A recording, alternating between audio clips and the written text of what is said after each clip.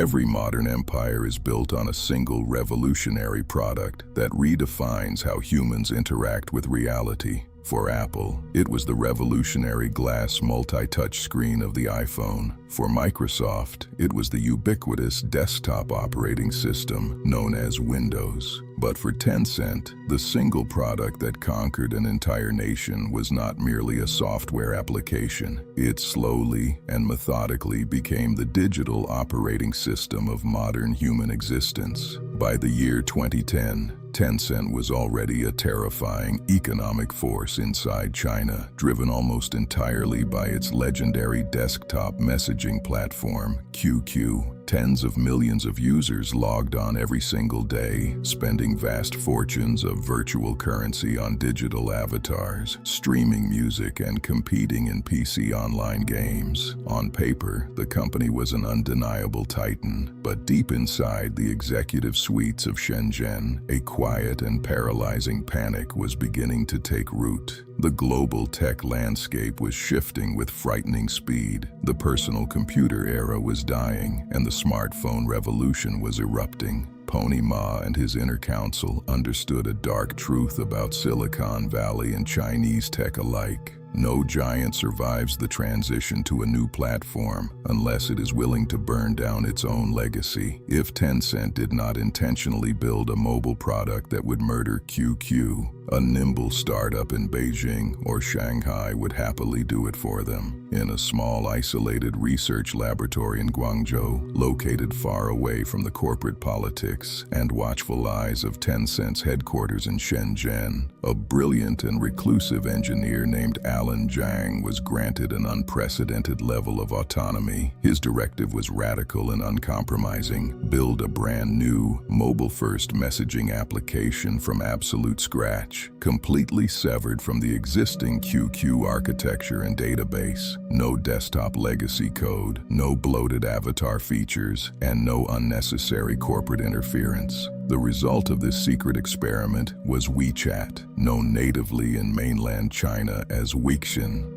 When WeChat was officially unleashed onto Chinese app stores in early 2011, it appeared deceptively simple, almost pedestrian to the untrained eye. It allowed users to send quick voice notes, text messages, and photos using cellular data rather than traditional telecom SMS networks. But while Western developers in Silicon Valley were busy creating single-purpose applications, one app for photo sharing, another for taxi rides, and a separate app for daily news, Allen Zhang possessed a far more profound vision of human behavioral psychology. He realized that consumers did not want 10 separate applications occupying their phone memory with 10 different login credentials. They wanted a single, completely frictionless digital doorway through which they could manage every single micro-interaction of their daily lives. Yet, despite its elegant design, WeChat faced a massive adoption hurdle. Competitors were fighting fiercely for the mobile messaging landscape and convincing hundreds of millions of users to migrate their financial details and social networks was a formidable wall.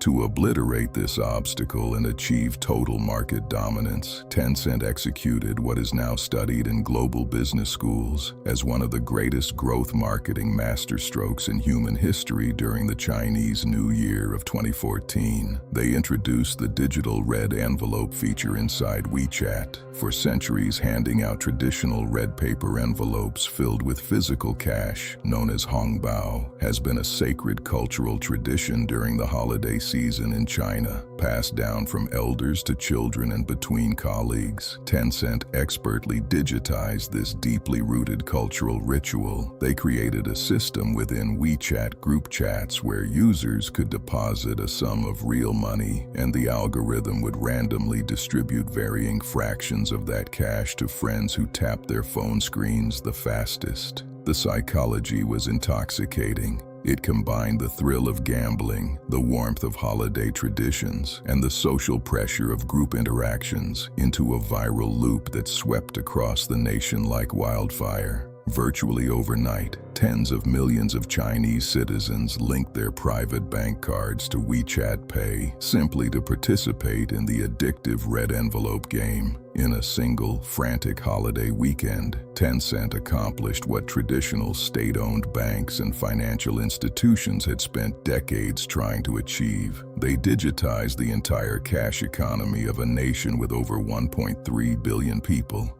The wild success of the digital red envelope shattered the defenses of rival tech giants and sent shockwaves through China's financial sector. Jack Ma, the legendary founder of Alibaba, famously referred to WeChat's holiday maneuver as the Pearl Harbor attack on his company's dominant payment system, Alipay. Alibaba had built an empire on e-commerce, but Tencent had just infiltrated the daily wallets of the population using a simple social feature. From that historic moment forward, WeChat evolved rapidly from a simple messaging application into an all-encompassing super app. It systematically swallowed every consumer industry it touched. Within a single application interface, users could now order food delivery, hail a ride-sharing vehicle, pay utility bills, schedule hospital appointments, book international flights, and purchase real estate. You no longer needed to leave the WeChat ecosystem to live your physical life. If you walk down the bustling streets of Shanghai, Beijing, or Shenzhen, physical cash had effectively vanished. From luxury designer boutiques to street vendors selling fresh steamed buns in dusty alleys, every single financial transaction was finalized with the silent scan of a green WeChat QR code. Tencent had successfully transformed itself into the invisible, omnipresent middleman of an entire national economy. The true architectural genius of WeChat's design materialized in 2017 with the launch of mini-programs. These were lightweight sub-applications that ran directly inside WeChat without requiring users to download anything from a traditional app store. Global tech titans like Apple and Google had built impenetrable fortresses around their App Store ecosystems, taking 30% commission cuts from developers worldwide. But within China, WeChat rendered the underlying smartphone operating system completely irrelevant. Whether a consumer bought a top-tier Apple iPhone or a budget Android device did not matter anymore. The moment the device was powered on, the user opened WeChat and spent their entire day inside it. Apple was no longer competing against rival smartphone hardware manufacturers in China. They were competing against an application that held an absolute monopoly over consumer screen time. This ruthless expansion was fueled by Tencent's internal gladiatorial culture. Pony Ma deliberately pitted development teams against each other, commanding separate divisions to build competing products simultaneously. Whichever team built the superior software survived, while the losing team was scrapped without hesitation. WeChat itself was born out of this brutal internal survival game, utterly destroying rival teams inside Tencent, who were trying to adapt the old QQ platform for mobile. By 2020, WeChat officially surpassed 1.2 billion monthly active users. Its daily engagement metrics left Western platforms like Facebook and WhatsApp far behind. The average user was spending well over 90 minutes every single day inside this single application, opening it dozens of times from dawn until night. Tencent had not merely built a successful commercial software product. They had constructed a massive digital cage lined with golden bars. It was an ecosystem so extraordinarily convenient, so deeply integrated into social structures, and so essential for daily navigation that opting out meant voluntarily excommunicating yourself from modern Chinese civilization. If a street merchant refused to accept WeChat Pay, they went bankrupt. If a citizen deleted their account, they instantly lost their social network, primary financial payment system, and digital identity. Pony Ma had realized the ultimate corporate objective. Tencent was no longer just a tech business. They were the essential digital utility company powering an entire society. But as WeChat's invisible tentacles expanded to engulf every aspect of daily life, it inevitably attracted the gaze of a force far more formidable than any market competitor. Because when a single private corporation builds a centralized digital architecture that monitors where every citizen walks, tracks every item they purchase, and logs every private message, it ceases to be just a business success story.